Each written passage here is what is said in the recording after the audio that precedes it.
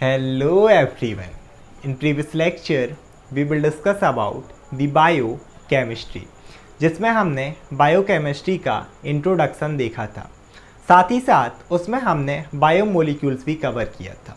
In this lecture, we will discuss about the branches and importance of biochemistry, कि आखिर biochemistry की कितनी branches हैं और उनकी क्या क्या इम्पोर्टेंस है। तो स्टार्ट करते हैं फर्स्ट ब्रांच से, दैट इज़ सेल्यूलर बायोकेमिस्ट्री। देखो वैसे बायोकेमिस्ट्री तो मैंने प्रीवियस लेक्चर में कवर किया, हो सकता है बट जो न्यू व्यूअर्स हों एक बार हम इसे फिर से देखते हैं। बायो मीन्स लिविंग, है ना, हमने देखा था ना, बायो क्या होती है, study of living, and chemistry study of chemical reaction. तो बायोकेमिस्ट्री क्या होगी, study of chemical reaction in living body. Living body के अंदर केमिकल जो रिएक्शन है, जो प्रोसेसेस हैं, उन्हीं की स्टडी को हमने बायोकेमिस्ट्री बोला। अब इसमें और एक और बढ़ा गया सेल्यूलर बायोकेमिस्ट्री। तो हम क्या करेंगे, केमिकल जो प्रोसेस हैं उनकी स्टडी तो करेंगे, किस लेवल पर, सेल्यूलर लेवल पर, कि एक जो सेल है, जो लिविंग सेल है, उसके अंदर क्या क्या केमिकल प्रोसेस हो रहे हैं। तो this branch deals with the process within the cell, कि सेल के अंदर क्या क्या केमिकल प्रोसेस हो रही हैं। पता है कि प्रोडक्शन ऑफ एनर्जी होता है, न्यूट्रिएंट्स जिसमें लगते हैं, तो वही चीज़ है कि how cell produce energy, how they store nutrients and how to use the, मतलब किस तरीके से न्यूट्रिएंट, पहले तो देखो हमने खाना खाया, तुरंत हमने एनर्जी प्रोड्यूस की एक सेल ने, साथ ही साथ वो कुछ सब्सटेंस को स्टोर करके रख लेगी और बाद में जब उस सेल को नीड होगी तब वो उस चीज़ का यूज़ करते हैं, इस तरीके से। इसके बाद अगर हम नेक्स्ट ब्रांच देखें, दैट इज़ मोलिकुलर बायोकेमिस्ट्री। अब देखो फिर से मोलिकुलर लेवल, अब मोलिक्यूल्स क्या हो जाएंगे, मोलिकुलर मतलब वही बायोमोलिक्यूल्स। ये जो ब्रांच रहेगी ये स्पेसिफिकली डील्स करती है structure and function of biomolecule से। बायोमोलिक्यूल्स क्या, ऐसे मोलिक्यूल्स, ऐसे आयंस जो लिविंग ऑर्गेनिज्म में प्रेजेंट है।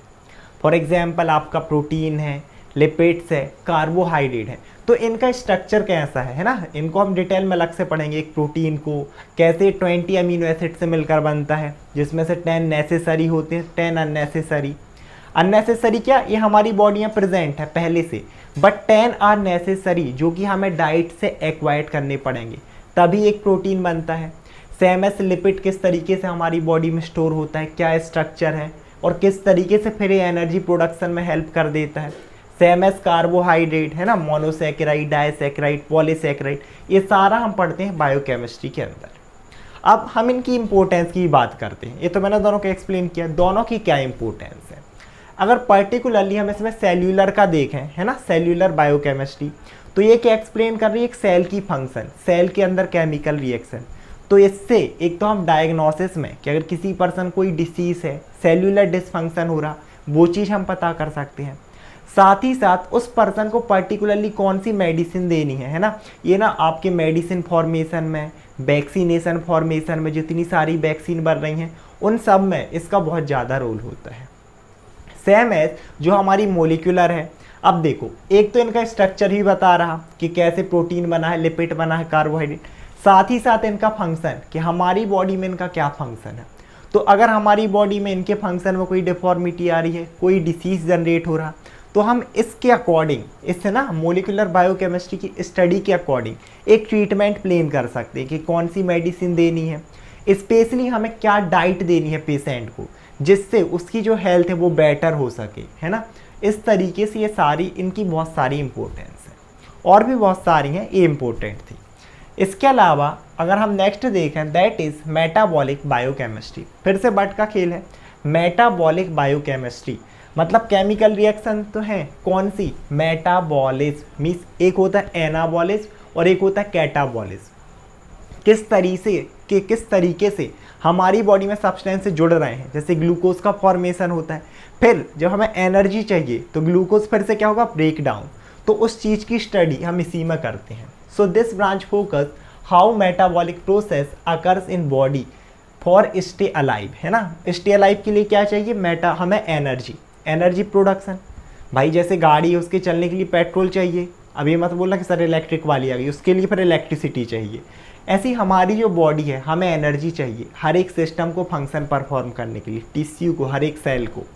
तो उसके लिए जो मेटाबॉलिक प्रोसेस है ना, जैसे हमें ऑक्सीजन हो गया और भी बहुत सारे न्यूट्रिएटिव सब्सटेंस हैं, तो उस तरीके से किस तरीके से है ना न्यूट्रिएटिव सब्सटेंस हमारी बॉडी यूज़ करती है, फिर वो एनर्जी प्रोडक्शन करेगी और उसके बाद जो जो था हमारे लिए नेसेसरी उसके एब्जॉर्प्शन होगा।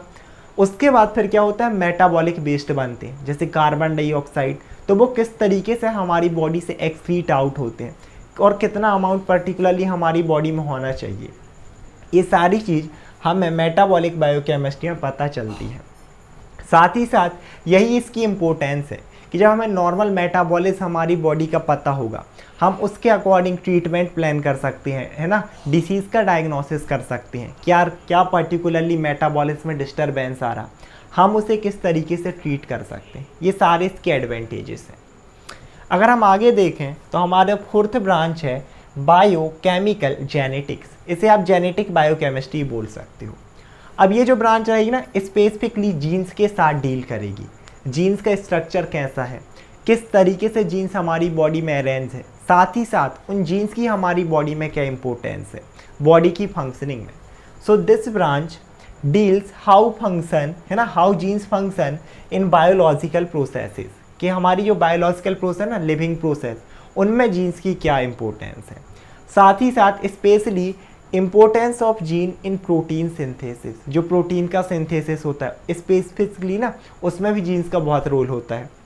जैसे मैंने बताया भी था आरएनए वाली, हमने देखा था आरएनए वाली वीडियो में, साथ ही साथ मैंने बताए थे राइबोसोम वाली वीडियो में, क्योंकि राइबोसोम को प्रोटीन फैक्ट्रीज बोलते हैं, तो उसमें जीन्स का स्पेसिफिकली हम देखें ना तो आरएनए का बहुत ज़्यादा रोल होता है ना। 3 टाइप के आरएनए थे, मैसेंजर आरएनए जो मैसेज कर रहा था, एक था टीआरएनए ट्रांसपोर्ट आरएनए, उसका ट्रांसपोर्टेशन का काम था, और एट द एंड जो था आरआरएनए राइबोसोमल आरएनए, जो कि प्रोटीन का सिंथेसिस कर रहा था। तो राइबोसोम का काम होता है एक्चुअल में प्रोटीन का सिंथेसिस करना, और ऐसा आरएनए जो इस चीज़ में हेल्प कर रहा था, इसीलिए हमने उसे बोला था आरआरएनए राइबोसोमल आरएनए। तो इससे क्या होता है, इस तरीके से हम इन सब की स्टडी करते हैं। साथ ही साथ इम्पोर्टेंस इसकी ये है, एक तो यही हम जीन के स्ट्रक्चर और फंक्शनिंग देख सकते हैं अगर कोई गड़बड़ है। सबसे अच्छी इसकी जो इम्पोर्टेंस और जो रोल है वो है आपकी स्ट्रीमिंग, पर्टिकुलरली आप जेनेटिक, अगर किसी को डिसीज़ है ना एक न्यूबॉर्न बेबी की, हम उस चीज़ का पता कर सकते हैं कि पर्टिकुलरली जो बच्चा हुआ है क्या इसमें कोई जेनेटिक डिसीज़ है, मतलब क्या इनके माता पिता से कोई डिसीज़ आया, और अगर वो इसे अफेक्ट करेगा तो हम एक ट्रीटमेंट प्लान कर सकते हैं उस डिसीज़ का मैनेजमेंट। जैसे थैलेसीमिया है, सिकल सेल एनीमिया है, अगर हम पहले ही डायग्नोसिस कर लेंगे कि इस पर्सन में प्रॉब्लम आगे के लिए आएंगी, तो हम पहले ही बोलते हैं ना कि उसमें लाइफ लॉन्ग ब्लड चाहिए, तो हम पहले से उस चीज़ की व्यवस्था कर लेंगे कि एक पर्सन ढूंढ लो जो कि उसे क्या कर सके, लाइफ लॉन्ग ब्लड डोनेट कर सके, इस तरीके से। अब हम देखते हैं हमारी next branch, that is enzymology. तो जैसे बट का नाम ही इंडिकेट कर रहा, एंजाइम प्लस ऑलजी, यानी कि ये बायोकेमिस्ट्री की वो ब्रांच है जिसमें हम स्पेसिफिकली एंजाइम की स्टडी करते हैं। और अब आप लोग एक चीज़ ध्यान देना कि एंजाइम होते हैं हमारी बॉडी की बायोकैटेलिस्ट। बायोकैटेलिस्ट क्या 11th 12th में केमिस्ट्री में, बायोलॉजी में, बायोकैटेलिस्ट तो बायोलॉजी में पढ़ा होगा, और सिर्फ कैटेलिस्ट जो है केमिस्ट्री में बहुत ज़्यादा। कैटेलिस्ट क्या होती है, जो आपकी जो रिएक्शन होती है ना, आपने बहुत सारी देखी होंगी, C+O2 CO2 बन रहा, तो इसमें जो चीज़ ना कुछ एंजाइम्स होते हैं जो हेल्प करते हैं इन एक्टिविटीज़ में, उन्हीं चीज़ को हम क्या बोलते हैं, कैटेलिस्ट, उत्प्रेरक, हिंदी में बोलूँ ना तो जैव उत्प्रेरक। तो ऐसे एंजाइम, ऐसे कैटेलिस्ट जो आपकी लिविंग बॉडी के अंदर जो एक्टिविटीज़ हो रही हैं, ग्लूकोज का बनना हो रहा, ग्लूकोज का टूटना हो रहा, HCl बन रहा, और भी बहुत सारी रिएक्शन होती हैं 50 तरह की, तो इन रिएक्शन की जो स्पीड अप करते हैं ऐसे एंजाइम, वो किस तरीके से स्पीड बढ़ाते हैं, क्या एंजाइम का रोल है हमारी बॉडी की मेटाबॉलिक प्रोसेस में, ये सारी चीज़ें हम स्टडी करते हैं एंजाइमोलॉजी के अंदर। और यही इसकी इम्पोर्टेंस है कि अगर हमारी बॉडी में कोई है ना, कोई सिस्टम का फंक्शन ख़राब हो रहा, for example renin angiotensin system है, तो उसमें क्या होता है, एक एंजाइम होता है ACE, एंजियोटेंसिन कन्वर्टिंग एंजाइम, जो कि एंजियोटेंसिन 1 को एंजियोटेंसिन 2 में कन्वर्ट करता है। फिर उस हिसाब से हमारी बॉडी की फंक्शनिंग होती है। लेकिन अगर किसी वजह से उसमें डेफिशिएंसी है, सिंपल सी बात है, वो पूरा सिस्टम का फंक्शन गड़बड़ होगा। तो हम पूरा इस ब्रांच के थ्रू उस चीज़ को स्टडी कर सकते हैं, उस चीज़ का ट्रीटमेंट कर सकते हैं। आगे बढ़ते हुए नेक्स्ट ब्रांच को हम देखते हैं, दैट इज एंडोक्राइनोलॉजी। फिर से बट को तोड़ दो, एंडोक्राइन एंड ऑलजी। मतलब एंडोक्राइन का सीधा सीधा मतलब होता है एक ऐसा सिस्टम जो हार्मोन्स का सिंथेसिस करता है। तो किसकी स्टडी करेंगे हम? हार्मोन्स की। और हार्मोन्स को आप नहीं भूलो कि अगर हम देखें ना तो जो ज़्यादातर हार्मोन्स हैं वो नेचर में प्रोटीन ही होते हैं, प्रोटीन रहेंगे, स्टेरॉइड रहेंगे। तो इस जो ब्रांच है बायोकेमिस्ट्री की, इसमें हम स्टडी करते हैं हार्मोन्स की, है ना। और किस किस की सीक्रेशन एंड फंक्शन ऑफ, यहाँ सॉरी एंजाइम गलती से लिखा है, यहाँ हम हार्मोन्स की स्टडी करते हैं, ना कि एंजाइम की। एंजाइम की तो हमने एंजाइमोलॉजी में की है। तो हमारी बॉडी में बहुत सारे हार्मोन्स हैं, थायराइड हार्मोन है, साथ ही साथ ग्रोथ हार्मोन है जिससे हमारी ग्रोथ हो रही है, प्रोलैक्टिन, ऑक्सीटोसिन, टेस्टोस्टेरोन, है ना, एस्ट्रोजन, प्रोजेस्टेरॉन, जो कि फीमेल में बहुत सारे चेंजेस हैं कि फीमेल में मेंस्ट्रुअल साइकिल आ रहा है, उसमें एस्ट्रोजन का रोल, फिर है ना मेल में प्यूबर्टी, दाढ़ी आ रही है, टेस्टोस्टेरोन का रोल। तो इस तरीके के जो पूरे हार्मोन्स हैं इनकी स्टडी हम करते हैं एंडोक्राइनोलॉजी में, है ना। एक तो उनके सीक्रेशन की, किस तरीके से वो बन रहे हैं, और साथ ही साथ फिर उनका क्या फंक्शन है। और इसकी यही इम्पोर्टेंस है कि अगर किसी पर्सन में ना कोई डेफिशिएंसी, कोई डिफेक्ट आया, क्योंकि ये कंट्रोल करती है बॉडी के बहुत सारे फंक्शन। जैसे मैंने प्यूबर्टी वाला बताया कि दाढ़ी जो मेल में आ रही है, अगर किसी मेल में दाढ़ी नहीं आ रही है ना, या और भी सब बहुत सारी प्रॉब्लम होती हैं प्यूबर्टी के टाइम पर। तो ये जो सारी चीज़ें हैं, हम पर्टिकुलरली किसी भी डिफॉर्मिटी या डिसीज़ का जो डायग्नोसिस है, साथ ही साथ ट्रीटमेंट, इसके अकॉर्डिंग हम प्लान कर सकते हैं कि किस तरीके के चेंजेस हैं। इसके बाद आगे बढ़ते हुए नेक्स्ट ब्रांच देखते हैं, दैट इज़ न्यूरोकेमिस्ट्री।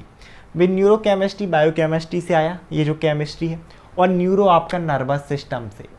अब इसके अंदर हम किस चीज़ की स्टडी करेंगे? आपके जो बायोमोलिक्यूल्स की स्टडी तो हम करेंगे, लेकिन ऐसे बायोमोलिक्यूल्स जो पर्टिकुलरली आपकी न्यूरल एक्टिविटी है ना उसको रेगुलेट करते हैं। न्यूरल एक्टिविटी क्या, पूरी हमारी जो बॉडी की फंक्शनिंग है ना नर्वस सिस्टम से कंट्रोल हो रही है। लेकिन जो हमारा जो नर्वस सिस्टम है वो भी हमारी बॉडी को किसके थ्रू कंट्रोल करता है? बायोमोलिक्यूल्स, जिन्हें हम स्पेसिफिकली बोलते हैं न्यूरो ट्रांसमीटर। देखो बट को तोड़ो, न्यूरो एंड ट्रांसमीटर, जो कि न्यूरॉन्स की इम्पल्स को, न्यूरॉन्स के सिग्नल्स को हमारी बॉडी में ट्रांसमिट करेंगे। स्पेसिफिकली मैं बात करूँ तो आपने असेटिलकोलिन सुना होगा, एड्रेनलिन सुना होगा, इस तरीके के बहुत सारे न्यूरोट्रांसमीटर, आपने डोपामिन सुना होगा। ये सारे जो न्यूरोट्रांसमीटर है ना इनकी स्टडी हम इसी के अंदर करते हैं। और डोपामिन का लेवल अगर कम ज़्यादा हो जाए, बहुत सारे डिसीज़ होते हैं, पार्किंसन, अल्जाइमर, आप लोगों ने सुना होगा, तो उससे हम किस तरीके से उसका ट्रीटमेंट कर सकते हैं, वो सारी इसकी स्टडी के अकॉर्डिंग ही प्लान होता है। इसके बाद आगे देखें तो इम्यूनोलॉजी। तो इम्यूनोलॉजी में हम क्या करेंगे? इम्यून सिस्टम की स्टडी करना कि किस तरीके से इसमें ना डिस्क्राइब एंटीजन एंटीबॉडी रिएक्शन। देखो इसमें स्पेसिफिकली क्या बोला, एंटीजन एंड एंटीबॉडी रिएक्शन, कि अगर हमारी बॉडी में कोई भी एंटीजन आया, एंटीजन क्या, जो हमारी बॉडी को डिस्ट्रॉय करे, कोई भी पैथोजन, बैक्टीरिया, वायरस, उसके अगेंस्ट हमारी बॉडी किस तरीके से एंटीबॉडीज़ बना रही है। एंटीबॉडीज़ क्या, जो इन एंटीजन, इन पैथोजन को किल करेंगे, वो ये पूरी है ना, ये वाली जो ब्रांच पूरा डिस्क्राइब करती है। और इसी के अकॉर्डिंग एक्चुअल में अगर हम देखें ना तो हम क्या करते हैं, वैक्सीन्स बनाते हैं या मेडिसिन बनाते हैं कि किस तरीके की मेडिसिन, किस तरीके की एंटीबॉडीज़ इन एंटीजन को किल करेंगे। अगर नेक्स्ट ब्रांच देखें तो इसी से रिलेटेड है, दैट इज़ वायरोलॉजी। ये स्पेसिफिकली हम इसमें किसका स्टडी करेंगे? वायरस के, वायरस के स्ट्रक्चर के, मोलिकुलर स्ट्रक्चर की, कि किस तरीके से उसकी सेल वॉल बनी है, और किस तरीके से, मान लो वायरस हमारी बॉडी में आया, हमने क्या स्ट्रक्चर स्टडी कर ली, ये है एक बैक्टीरिया वायरस, इस तरीके से इसकी सेल वॉल यहाँ पर मान लो प्रोटीन से मिलकर बनी है। तो हम क्या स्टडी करते हैं कि भाई ये वायरस हमारी बॉडी को नुकसान पहुँचा रहा, हमें इसे किल करना है, तो हम किस तरीके से इसकी सेल वॉल को किल कर दें ताकि ये क्या हो जाए, धीरे धीरे रप्चर हो जाए, किल हो जाए। तो इस तरीके से इसकी पूरी स्टडी करके हम इसका ट्रीटमेंट प्लान कर सकते हैं ना, हम किस तरीके से वायरस को किल कर सकते हैं, और जो हमारी बॉडी में अब क्या करें ये, ताकि कोई भी डैमेज कॉज ना कर सके। आगे देखें तो लास्ट नॉट द लीस्ट, क्योंकि ये हमने कुछ इंपॉर्टेंट ही पढ़ी, इसके अलावा भी और बहुत सारी ब्रांचेस होती हैं। That is plant biochemistry. तो हम इसमें क्या करेंगे, केमिकल प्रोसेस का तो क्या करेंगे, स्टडी करेंगे, लेकिन स्पेसिफिकली प्लांट्स के ऊपर कि किस तरीके से आपके जो प्लांट्स हैं ना, पौधे, तो उनमें का मोलिकुलर स्ट्रक्चर कैसा है। आजकल आपने देखा होगा ना कि कैसे पहले हमारी जो फसलें होती थी, आम सिर्फ सीजन पे आ रहे थे, लौकी सिर्फ सीजन पे आ रही थी, हर प्रकार की सब्जियां, लेकिन आजकल देखना ऑलमोस्ट जो पूरी सब्जियां हैं आपको 12 महीने ही मिल जाएंगी, because of the help of biochemistry. क्योंकि इसमें पर्टिकुलरली मोलिकुलर स्ट्रक्चर की स्टडी की गई है कि किस सब्जी के लिए क्या सीज़न चाहिए, क्या मॉनसून चाहिए, क्या दवाइयाँ चाहिए। आजकल आपने देखा ना एग्रीकल्चर सेगमेंट में काफ़ी अच्छी ग्रोथ है, क्योंकि यहाँ पता है किस तरीके से पौधे जो 4 महीने की फसल थी वो 3 महीने में मिल रही है। क्यों? Because of biochemistry. साथ ही साथ फसल अच्छी हो रही है क्योंकि खाद पर्टिकुलरली किस तरीके से हमें खाद देनी है, खाद में किसका अमाउंट, अगर आपने डीएपी यूरिया सुना हो, उसमें फॉस्फोरस, जिंक, सल्फेट, सभी चीज़ होती हैं, लेकिन पर्टिकुलरली कितना अमाउंट हमें देना है पौधों को ताकि फसल अच्छी हो, वो सारा स्टडी हम इसी में करते हैं। और this is the importance of biochemistry. चाहे डिसीज़ के डायग्नोसिस में हो, डिसीज़ के ट्रीटमेंट में हो, पेशेंट को किस तरीके की डाइट देनी है उसमें हो, साथ ही साथ आपके वैक्सीनेशन फॉर्मेशन में हो, किस तरीके से पैथोजन को किल करना है इसमें इसका रोल हो, या फिर प्लांट में कि किस तरीके से आप प्लांट्स को अच्छे से उगा सकते हो, है ना, एक अच्छी फसल उगा सकते हो। बायोकेमिस्ट्री एक अपने आप में बहुत बड़ा सब्जेक्ट है और इसकी ब्रांचेस भी, और बहुत ही ज़्यादा इनकी इम्पोर्टेंस है हमारी डेली लाइफ में। इस वीडियो में इतना ही। आई होप आप लोग वीडियो समझ में आया होगा। Thank you so much everyone.